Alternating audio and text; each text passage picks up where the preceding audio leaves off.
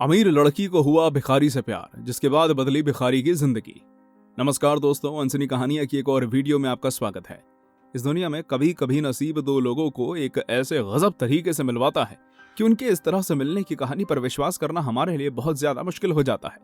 हम सभी जानते हैं कि सच्चे प्यार के बीच किसी तरह की ऊंच नीच और जात पात नहीं चलती, बल्कि सच्चा प्यार तो इन सभी चीजों से कहीं ज्यादा ऊपर होता है। तो चलिए, क्योंकि हम आपको बताने वाले हैं एक ऐसी लड़की की कहानी जिसके लिए उसके प्यार से ज्यादा ऊपर कुछ नहीं था। एमी अब्राहमसन नाम की इस लड़की का जन्म स्वीडन के एक बहुत ही अमीर परिवार में हुआ था, जहां उसका पूरा बचपन गुजरा था। वो स्वीडन के एक स्कूल में ही पढ़ाई करती थी और अपनी क्लास की एक बहुत ही होनहार स्टूडेंट थी। अपना स्कूल खत्म कर लेने के बाद एमी अपनी ग्रेजुएशन पूरी करने के लिए लंदन चली गई, जहां उसने एक यूनिवर्सिटी से अपनी ग्रेजुएशन पूरी की। उसकी लाइफ में सब कुछ अच्छा और सही चल रहा था, क्योंकि अपनी हायर एजुकेशन खत्म कर लेने के बाद उसे एम्स्टर्डम में एक अभिनेत्री के रूप में काम मिल गया था।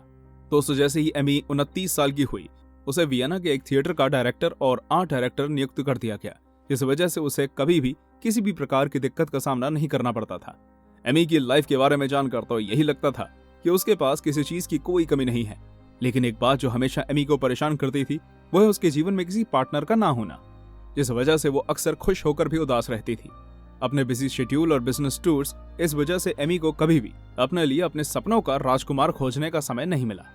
आप सभी को जानकर आश्चर्य होगा कि एमी अपनी ज्यादातर शामें अकेले ही बिताया करती थी, क्योंकि उसके ज्यादातर दोस्तों की शादी हो चुकी थी, जिनके अब बच्चे भी थे, और इसी वजह से उसके सारे दोस्त अपने परिवार की वजह से एमी के लिए समय नहीं निकल पाते थे। कई बार बहुत सी पार्टियों के दौरान बहुत से लड़के एमी की तरफ ध्यान तो देते थे, पर उसे अभी तक कोई भी ऐसा लड़का नहीं मिला था जो उसके लिए एकदम परफेक्ट हो। धीरे धीरे ऐसे ही समय बीतता गया और एमी का 30वां जन्मदिन करीब आ गया। लेकिन एमी अपने जन्मदिन के करीब आने से भी खुश नहीं थी, क्योंकि कहीं ना कहीं वो खुश तो बहुत थी, लेकिन अकेला सा महसूस कर रही थी। इस अकेलेपन को दूर करने के लिए एमी द्वारा खुद के लिए एम्स्टर्डम में एक वेकेशन ट्रिप ऑर्गेनाइज किया गया। एम्स्टर्डम पहुंचने के बाद एमी को एक दिन बिल्कुल भी समय नहीं मिला और वो अपने होटल के रूम में ही अपने ऑफिस का काम पूरा करती रही। लेकिन अगले ही दिन उसने एम्स्टर्डम में रह रही अपनी एक सहेली से मिलने का प्लान बनाया, क्योंकि उससे मिलकर वो अपने सारे दिन का अकेलापन दूर कर सकती थी। दोस्तों, वो सड़क किनारे एक बेंच पर बैठकर अपनी सहेली का इंतजार करने लगती है और गुजरते हुए राहगीरों को देखती रहती है। कुछ कपल्स भी सड़क से गुजर रहे होते हैं और एमी की नजर उनके ऊपर भी पड़ती है, जिसके बाद वो खुद को और भी ज्यादा अकेला महसूस करने लगती है, क्योंकि अभी भी उसके पास कोई ऐसा अपना मौजूद नहीं था जिसके साथ वो अपने जीवन की अच्छी और बुरी बातें शेयर कर सके।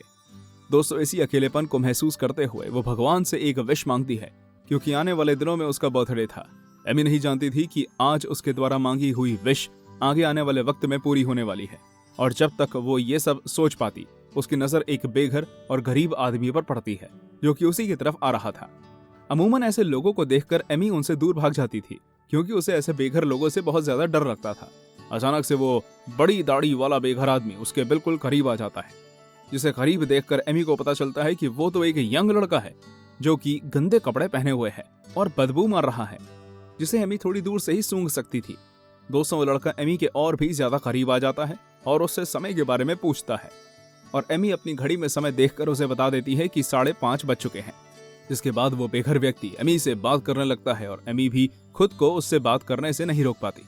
दोस्तों, आगे की कहानी के बारे में एमी बताती है कि ना जाने उन्हें उस दिन क्या हो गया था, जो वो उस व्यक्ति से ना चाहते हुए भी बात करने लगी।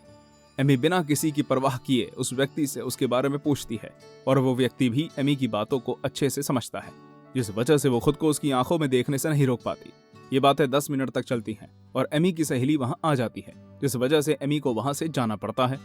दोस्तों, इससे पहले कि एमी वहां से जाती, वो बेघर आदमी एमी को फिर से इसी जगह पर मिलने के लिए कहता है, जिसे सुनकर एमी चौंक जाती है और वहां से चुपचाप चली जाती है।